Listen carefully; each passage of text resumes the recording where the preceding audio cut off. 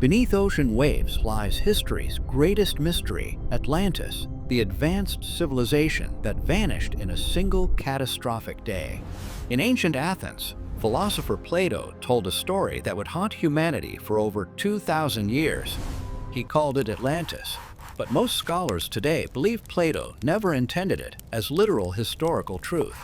The tale begins 9,000 years before Plato's time, when mighty civilizations dominated the ancient Mediterranean world. Egyptian priests in Zeus told Greek lawmaker Solon about a powerful island nation beyond the Pillars of Hercules. This island, larger than Libya and Asia combined, held a civilization that would challenge the gods themselves. Poseidon, god of the sea, discovered the island and fell in love with a mortal woman named Plato. Plato lived alone on a hill at the island's center, beautiful beyond compare and pure of heart. To protect his beloved, Poseidon carved the land into alternating rings of water and earth around her hill. Plato bore Poseidon 10 sons, who would become the first kings of this magnificent island civilization called Atlantis. Atlas, the eldest son, became the first king, and the island took its name from his rule. Over generations, the Atlanteans built their capital into the most spectacular city the world had ever seen.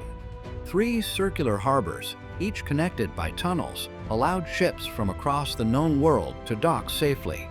A grand canal, 300 feet wide, connected the outer harbor to the sea 50 miles away. At the city's heart stood Poseidon's temple, covered in silver, gold, and the mysterious metal called orichalcum. Inside, a golden statue of Poseidon driving 6 winged horses touched the temple's ceiling with its head.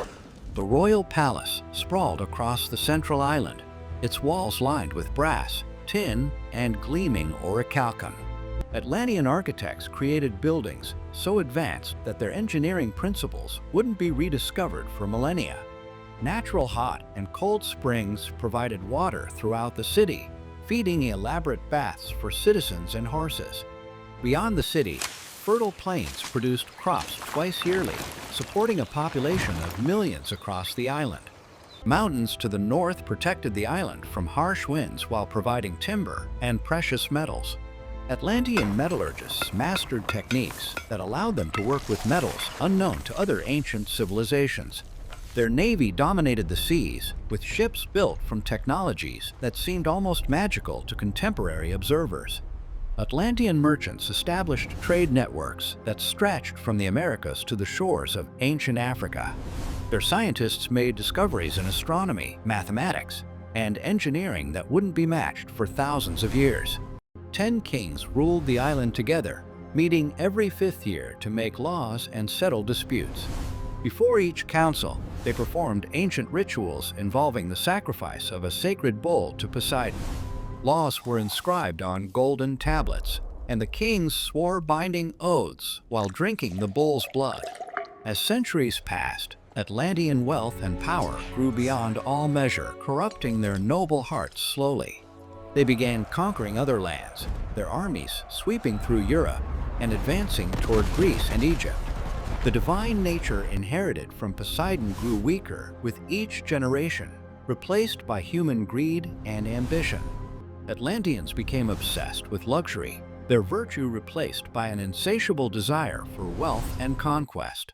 Zeus, king of the gods, watched their moral decline with growing anger at their corruption and hubris. The gods assembled in council to decide the fate of the civilization that had forgotten its divine origins. Zeus decreed that Atlantis must be punished for its arrogance and abandonment of the virtues that once defined it. Strange omens appeared across the island: earthquakes, unusual tides, and animals fleeing to higher ground mysteriously. The Atlanteans, blinded by pride and wealth, ignored these warnings from the gods they no longer properly honored. On a single day and night, the earth beneath Atlantis began to shake with unprecedented violent force. Massive waves, higher than the tallest buildings, rose from the ocean surrounding the doomed island nation. The magnificent city, with its concentric rings, began flooding as the sea reclaimed Poseidon's ancient gift. The royal palace, symbol of Atlantean power and achievement, crumbled into the churning waters below catastrophically. Poseidon's golden temple disappeared beneath the waves, its treasures lost forever to the angry ocean depths. Terrified citizens fled toward higher ground, but the island itself was sinking into the unforgiving Mediterranean Sea. Within hours, the entire civilization vanished beneath the waves, leaving only legends and scattered survivors' tales. Where once stood the greatest city in the ancient world, only empty ocean remained under starlit skies. But Plato's true purpose wasn't historical documentation. He created Atlantis to illustrate philosophical truths about human nature. The story served as an allegory for how societies decline when virtue is abandoned for power and wealth. Plato contrasted corrupt Atlantis with idealized ancient Athens, showing how moral societies could triumph over mighty empires. His tale remains a timeless warning about hubris, the corruption of power, and the importance of virtue.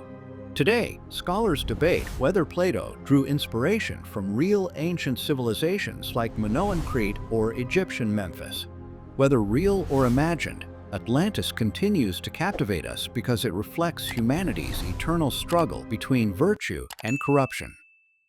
Ancient Egypt's mysteries, Roman Empire's glory, or Maya civilization's wonders. Your choice shapes our next adventure.